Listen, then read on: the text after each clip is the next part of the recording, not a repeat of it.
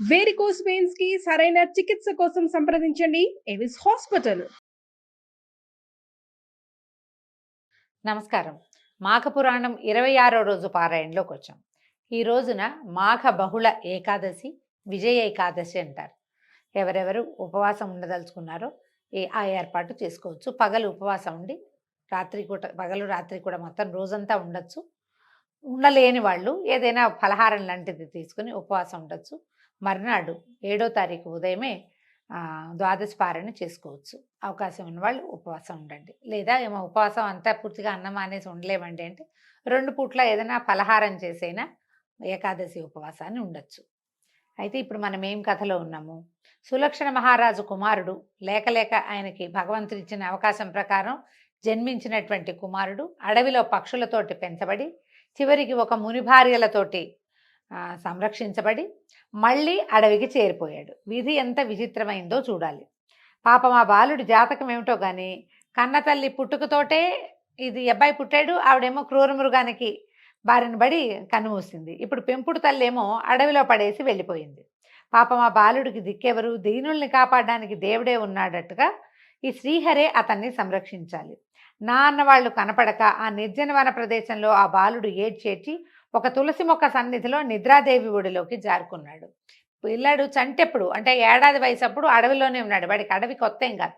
కానీ 3 ఏళ్ళు మనుషుల ఆలనా పాలనాలో ఉన్నవాడు, మనుషుల సాంగత్యంలో ఉన్నవాడు. ఒంటరితనాన్ని సహించలేం. మనం కూడా మనుషులతోటి ఉండటం అలవాటైతే ఒక 10 రోజులు ఆ చుట్టాల ఇంటికి వెళ్ళామనుకోండి, వాళ్ళ ఇంట్లో మంచి సందడిగా ఉంది. 11వ రోజు మన ఇంటికి వస్తే ఇల్లు బావురుమంటున్నట్టు ఉంటుంది. ఓ 2 చుట్టాలు వచ్చినా సరే వాళ్ళు వెళ్ళిపోయిన తర్వాత మన ఇల్లు ఖాళీగా తోస్తుంది మనకి. మానవ సాంగత్యం, మనుష్య సాంగత్యము అలాంటి ఇబ్బందిని కలగజేస్తుంది. పిల్లాడు దిక్కుమాలిపోయాడు పాపం. అడవిలో ఎటు చూసినా చెట్టు చేమలు తప్పిస్తే ఏమీ లేవు. చాలా బికమొహం వేసుకుని అటు ఇటు తిరిగాడు. ఓ చెరువు పక్కన ఏవో తులసి చెట్లు ఉంటే ఆ తులసి మొక్క సన్నిధిలో పడుకుని నిద్రపోయాడు. ఈ తులసి మొక్క మీద చెయ్యేసి పడుకున్నాడేమో. తులసి మాత అతన్ని కరుణించింది. రాత్రిపూట ఎలాంటి అపాయాలైనా జరగచ్చు. ఇతని తల్లినే ఒక క్రూర మృగం తినేసింది. చిన్నపిల్లాడు ఎదిరించలేడు, పరిగెత్తలేడు, పారిపోలేడు, తిరగబడలేడు. అలాంటప్పుడు ఏ క్రూర మృగమైనా ఈ అబ్బాయిని వేసుకుపోవచ్చు. ఆ తులసి మాతే కరుణించినట్టుగా రాత్రి ఏ అపాయము జరగలేదు. ఒంటరిగా పొద్దున నిద్రలేచి చూసుకుంటే ఏముంది, పిల్లవాడికి ఏమీ తోచల. నిర్జన ప్రదేశం, ఒంటరిగా ఉన్నాడు. ఓ విపరీతంగా ఏడ్చాడట. పెద్ద నోరు పెట్టి ఏడుస్తున్నాడు, తన వారెవరూ కనపడకపోయేసరికల్లా. అయితే అంతకుముందు 3 ఏళ్ల క్రితం కొన్ని పక్షులు ఇతనికి ఆసరాగా ఉండేవి పిల్లవాడికి. వాట్లల్లో 1-2 పక్షులు ఇటు వచ్చి చూసి పిల్లవాడు మళ్ళీ ఈ ప్రాంతానికి చేరాడని తెలుసుకుని అవే కొద్దిగా ఆహారాన్ని, ఏవో పళ్ళు అవి ఇవి తెచ్చిపెట్టి అతను ఒక చెట్టు కిందకి లీడ్ చేసి పిల్లాడిని, అయితే 3-4 ఏళ్ళు ఉండేవాడికి నడక తిరగటం అన్నీ వచ్చినాయి కదా, చక్కగా చిలక పలుకులు పలికేవాడు, మాట్లాడేవాడు. కానీ ఇక్కడ ఎవరితో మాట్లాడతాడు? ఆ పక్షులతోటే ఏదో మాట్లాడుతూ అక్కడే ఉన్నాడు. మొదట పక్షులు పళ్ళు తెచ్చిపెట్టే క్రమంగా పిల్లవాడికి తన నదిలో మంచినీళ్ళు తాగటము, పళ్ళు కావాలంటే చెట్లెక్కి కోసుకోవటము, చిన్న సైజు మోగ్లీలాగా అయ్యాడు. క్రమంగా పిల్లవాడు అట్లాగే పక్షుల సంరక్షణలోనే సొంతంగా కూడా సంరక్షణ చేసుకుంటూ 10-12 ఏళ్ల ప్రాయం వచ్చింది. 12 ఏళ్ల వయసు వచ్చింది. అయితే ఈ పక్షులు, గరుడ పక్షులు అవి కృష్ణ అని అరుస్తూ పరిగెడతాయి పైన. పిల్లవాడికి ఆ శబ్దం నచ్చి తను కూడా కృష్ణ అంటని నేర్చుకున్నాడు. ఆ కృష్ణ అంటుంటే వాడికి ఒక సంతోషం కలిగేది. అక్కడి నుంచి ఈ అడవి పైభాగంలో కిన్నరులు, చారణులు వాళ్ళు కూడా నారాయణ నామస్మరణ చేస్తూ, కృష్ణ నామస్మరణ చేస్తూ, శివనామస్మరణ చేస్తూ వెళ్తూ ఉండేవాళ్ళు. తనకి ఫెమిలియర్గా మాటలు వచ్చిన పిల్లాడు కదా, ఆ పదాలు తనకు తెలిసిన పదాలు అవటంతో కొన్ని పదాలని అలవరుచుకున్నాడు. ఆ పదాలనే పదే పదే అంటూ ఎప్పుడు నిత్యము భగవన్నామస్మరణ చేసేవాడు. అయితే వాడికి బాధగా ఉండేది. ఆశాపాశాలతో, నిరాశ నిస్పృహలతో చాలా సతమతం అవుతూ ఉండేవాడు. ఎవ్వరూ లేకుండా ఈ ఒంటరిగా ఉండటం అది వాడికి నచ్చేది కాదు. చాలా దుఃఖపడుతూ ఉండేవాడు. అయితే ఏమైంది, ఒకసారి కృష్ణ కృష్ణ కృష్ణ అనుకుంటుంటే ఏదో కాంతి వలయంలాగా కనపడిందట కంటి ముందు, పొట్టి నామస్మరణతోటి. అప్పుడు ఇతనికి ఏమనిపించింది, ఆ కాంతిలో ఎవరో తనతో మాట్లాడుతున్నారనిపించి భగవంతుడిని అడిగాడట. ఓ శరణాగత వల్లభ, జగద్రక్షక, నా జీవితం అంతేనా, ఇంతేనా? నేను ఇలా అడవుల పాలై ఉండవలసిందేనా? నాలాంటి మనుషులతోటి సంచరించే అవకాశం నా జీవితానికి లేదా? నేను ఈ అడవిలో ఒంటరిగా నిరాశతోటి, తోడు లేకుండా ఇలాగే నేను జీవించాలా? నేను నా వారిని కలవలేనా? నా జీవితం ఇంతేందా అని పరిపరి విధాలుగా ప్రశ్నిస్తూ దుఃఖించాడు.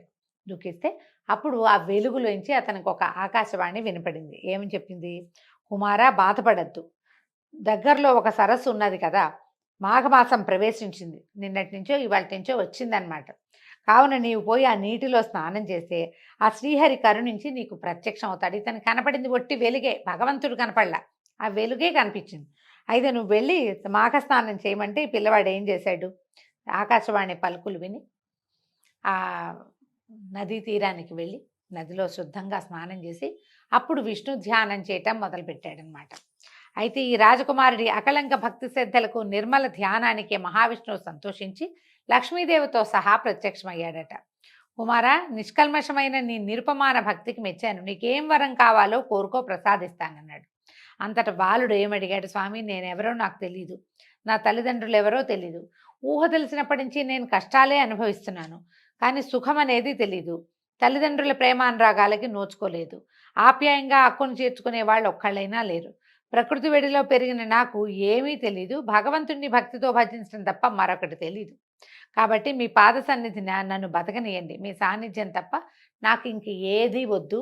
భగవంతుడిని చూసేసరికల్లా అమ్మ కావాలి నాన్న కావాలి అని అడగరండి. కొంత జ్ఞానం వచ్చిన వాళ్ళు మామూలుగా మనం ఒట్టిగా మనం ప్రతిమా విశేషాల ముందు కోరుకుంటున్నాం అనుకోండి, ఈ పని అవ్వాలి ఆ పని అవ్వాలి అని ఆయన ఏదో పెద్ద ఆఫీసర్ లాగా మన కోరికల చిట్టా అంతా చెప్పుకున్నాం. కానీ ఒక్క మాట భగవత్ సాన్నిధ్యం లభించే సరకల జ్ఞానచక్షువులు తెరుచుకుంటాయి, ఎవరికైనా జ్ఞానం వచ్చేస్తుంది. అప్పుడు నాకు ఇది కావాలి అది కావాలి ఈ పనులు కావాలి అలాంటి ఆలోచన ఉండదు, దేహాభిమానం ఉండదు. ఇంకా ఏ సాన్నిధ్యం అయితే మనకు అప్పుడు లభించిందో అదే శాశ్వతం కావాలని కోరుకుంటారు. ఎప్పుడు ఇలాంటి లక్షణాలు ఉంటాయి, నాకు ఇది కావాలి అని అడిగేది ఆసురీ గుణంతో చేసిన వాళ్ళకి. ఇప్పుడు రావణాసురుడో హిరణ్యాక్ష హిరణ్యకశిపులో లేదా కుంభకర్ణుడో వీళ్ళంతా కూడా బ్రహ్మవర ప్రసాదులు. కొన్ని వందల సంవత్సరాలు వేల సంవత్సరాలు తపస్సు చేసి బ్రహ్మ కోసం ఆయన ప్రత్యక్షం అయ్యాక తాత నాకు అది కావాలి నాకు ఇది కావాలని అడిగారు. మనం పురాణాల్లోనే చూస్తాం కదా. వాళ్ళు ఎట్లా అడిగారు, భగవంతుడు బ్రహ్మదేవుడు ప్రత్యక్షం అవ్వగానే వాళ్ళ బుద్ధి వికసించాలి కదా, జ్ఞానచక్షువులు తెరుచుకోవాలి. వాళ్ళు జ్ఞానచక్షు అనేది లేకుండా పుట్టుంటారు ఒకటి.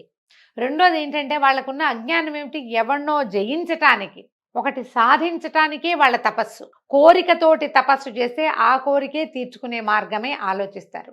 నిష్కామమైన భగవద్ధ్యానం చేస్తే ఏ కోరికలు ఉండవు మనకి. భగవత్ సాన్నిధ్యం లభిస్తే ఆ సాయుధ్యముక్తో సామీప్యముక్తో కావాలని కోరుకుంటారు. కామ్యంగా చేసే విధానం ఎప్పుడూ వేరు. మనం ఒక కోరికతోటి చేస్తే మనము చూడండి ఏదో పెట్టుకుంటాము, ఫలానా పని అవ్వాలి, రోజు వినాయక పూజ చేస్తాను, పని అయ్యాక వినాయక పూజ మానేస్తామా లేదా, మానేస్తాం. అక్కడి నుంచి ఏదో ప్రోగ్రాము ఒక సరిగ్గా అవ్వాలి, అంత వివాహం సుసంపన్నం కావాలి, లేకపోతే ఉద్యోగం రావాలి, 24 శనివారాలు 36 మంగళవారాలు ఏవో మొక్కుకుంటాం. పిల్లవాడికి ఉద్యోగం వచ్చినా పిల్లకి పెళ్ళైపోయినా మంగళవారాలు అటకెక్కుతాయి, అయిపోతుంది. ఇది కామ్యంగా చేసే విధానం. నిష్కామంగా భగవంతుడి కోసం ప్రతి శనివారము నేను పూజ చేస్తా, ప్రతి శనివారం నేను గుడికి వెళ్తానంటే ఇక దానికి ఎండ్లెస్, మనం దాంతోటే వెళ్తూ ఉంటాం. భగవంతుని కోసమే వెళ్ళాలి. శనివారం చాలా విశేషంగా అలంకారం చేస్తారు స్వామిని, ఆ సమయంలో ఆయన్ని దర్శించాలి. అని దర్శనం చేసుకుంటే కనుక దీనికి టైం లిమిట్ లేదు కదా. ఇప్పుడు ఈ రాక్షసులు వీళ్ళంతా చేసిన తపస్సులన్నిటికీ ఒక లిమిట్ ఉంది, ఒక ఆలోచన ఉంది దాని వెనకాల. ఫలానాది కోరుకోవటం కోసం తాతని మా పితామహుడిని ప్రత్యక్షం చేసుకుందామని ప్రయత్నం చేశారు వాళ్ళు. ఈపై అట్లా చేయలే, స్నానం చేశాడు, దండం పెట్టుకున్నాడు. ఇక అదే పనిగా ఏ వెలుగునైతే తను చూశాడో ఆ వెలుగుని ప్రత్యక్షీకరించుకోవడానికి స్వరూపంతో చూడడం కోసం ప్రయత్నం చేశాడు. ఆయన చూసేసరికల్లా పిల్లవాడికి ఇంకా ఏమీ లేదు, ఇంకేం అక్కర్లేదు నాకు, నేను నీ దగ్గరే ఉంటాను, నీ పాదాల దగ్గర చోటు ఇవ్వమని అడిగాడు. అడిగితే అపార కరుణా సముద్రుడు దయాంతరంగుడు అయినటువంటి శ్రీమన్నారాయణుడు ఆ పిల్లవాని పలుకులకి పరవశించి, ఓ రాజకుమార, రాజబిడ్డకి నిరాశ పనికిరాదు, నీకు ఇంకా నువ్వు భూలోకంలో ధర్మయుక్తంగా పరిపాలన చేయవలసి ఉన్నది, ఇంకా అవకాశం ఉంది నీకు. నీ తండ్రి రాజ్యమునేలే ధర్మప్రభువైన సులక్షణుడు, అతడు వృద్ధుడయ్యాడు. కనిష్ట భార్య మరియు నీ తల్లి అయినటువంటి ఆమె ఎక్కడ పోయిందో తెలియక తల్లడిల్లిపోతున్నాడు. పుట్టిన బిడ్డ ఏమయ్యాడునని పుట్టెడు దుఃఖంతో ఉన్నాడు. కాబట్టి నువ్వు నీ తండ్రి దగ్గరికి వెళ్ళి కన్న తండ్రి రుణం తీర్చుకో అంటూ అక్కడికి సమీపంలోనే తపస్సు చేసుకుంటాం ఒక మునీశ్వరునికి అప్పగించి భవిష్యత్ కార్యాన్ని ఆయనకి స్వప్న నిర్దేశం చేశాడు. ఫలానా సరస్తీరంలో 12 సంవత్సరాల కుమారుడు ఒకడున్నాడు. ఆ పిల్లవాడిని తీసుకెళ్లి సులక్షణ మహారాజుకు అప్పచెప్పి నా ఆజ్ఞగా అతన్ని కుమారునిగా స్వీకరించమని, అతడు సులక్షణుని యొక్క కుమారుడు అని చెప్పమని ఒక ముని గారికి ఈ పనిని అప్పచెప్పేసి మునీశ్వరుడికి ఆయన విష్ణువు అంతర్ధానమయ్యాడట. అప్పటికే పుట్టిన బిడ్డ, ఆఖరి భార్య ఇద్దరు ఏమయ్యారో తెలియని వృద్ధ సులక్షణ మహారాజు తీవ్ర మనస్తాపంతో ఆశ చావక 12 సంవత్సరాలు గడిచినా కూడా ఇంకా వారి కోసం వెతికిస్తూనే ఉన్నాడు. ఎక్కడైనా భార్య, పిల్లవాడు దొరుకుతారేమో అని వెతుకుతూనే ఉన్నారు. ఈ బిడ్డ మీద బెంగతో అంటే తన రాజ్యానికి ఉత్తరాధికారి అని భావించాడు గర్భస్థ శిశువు. పిల్లవాడు దొరకపోయేసరికల్లా ఈ పై వాళ్ళకి పిల్లలు పుట్టే అవకాశం ఎలాగూ లేదు. మంత్రించిన పండు దొరికింది ఒకటి. ఆ ఒకదాని ఫలితము ఆవిడ గర్భంలో ఉంది. ఆవిడేమో పిచ్చెత్తి వెళ్ళిపోయింది. ఏమీ చేయలేక ఆయన అట్లా దిగులు పడుతూ చాలా దుఃఖంతోటి ఉన్నాడట. ఈ సమయంలో ఈ మునీశ్వరుని వెంట ఈ 12 సంవత్సరాల రాకుమారుడు వెళ్ళాడు. ఈ ముని బాలుడి వృత్తాంతమంతా రాజుకు విన్నవించాడు. సంతోషించాడు రాజు చాలా. కనిష్ట భార్య మరణించినందుకు బాధపడాలో, ఈ పిల్లవాడు దొరకడు, ఇక అసలు అవకాశమే లేదనుకున్న బిడ్డ దొరికినందుకు సంతోషించాలో తెలియక ఆయన చాలా సంతోష విచారాలతో ఉబ్బి తబ్బిబ్బైపోయాడు. బాలుడిని కౌగిలించుకుని మనసారా ముద్దాడాడు. ప్రపంచం అంతా సంతోషించిందట. ఆయన రాజ్యంలో ఉన్న వాళ్ళంతా 12 ఏళ్ల తర్వాత ఈ పిల్లవాడు లభించడం. ఇప్పుడు ఎక్కడి నుంచో వచ్చిన పిల్లాన్ని ఎటా నమ్ముతాం, గుర్తులేమున్నాయి, ఆధార్ కార్డు లేదు, ఇలాంటివి భావించే రోజులు కావు. మునివాక్యాలు నమ్మే రోజులు. ఋషివాక్యము, మునివాక్యము, పండిత వాక్యము, బ్రాహ్మణ వాక్యము, వీటిని ఆజ్ఞగా శిరసావించే విధానం ఉన్న కాలం కాబట్టి ఆయన విష్ణువు కల్లోకి వచ్చాడు. ఆయన ఇట్లా చెప్పాడు విష్ణుమూర్తి, ఈ పిల్లవాడు నీ కుమారుడు అని చెప్పి అపజెప్పంగానే రాజు ఎంతో సంతోషించాడు. రాజ్యంలో వాళ్ళంతా ఎంతో ఆనందించారు. సకలోపచార సత్కారాలు చేసి మునిగారిని గౌరవ మర్యాదలతోటి సాగనంపారు. తర్వాత 12 సంవత్సరాల పిల్లవాడికి అప్పటిదాకా జాతకర్మలే, వాడికి బారసాలు లేదు, ఏమీ లేదు. అప్పుడు జాతకర్మాది క్రియలన్నీ నిర్వహించి సుధర్ముడని నామకరణం చేసి విద్యాబుద్ధులు చెప్పించి తదనంతరము అతన్ని రాజ్యాభిషేక్తుని చేశాడు. ఈ విధంగా మాఘస్నానం చేయటం వల్ల పిల్లవాడికి మళ్ళీ తన రాజ్యం లభించింది. ఇదే మాఘస్నానం సరిగ్గా చేయకపోవటం వల్లే రాజుగారికి సంతానం లభించలేదని, దానికి ఋషులు మునులు మంత్రించిన పండిచ్చారని కథలో చెప్పబడిందండి. ఈ విధంగా ఈ కథ ఇవాళకి పూర్తయింది. రేపు ఉదయం మళ్ళీ 27వ రోజు పారాయణలో కలుసుకుందాము. నమస్కారం.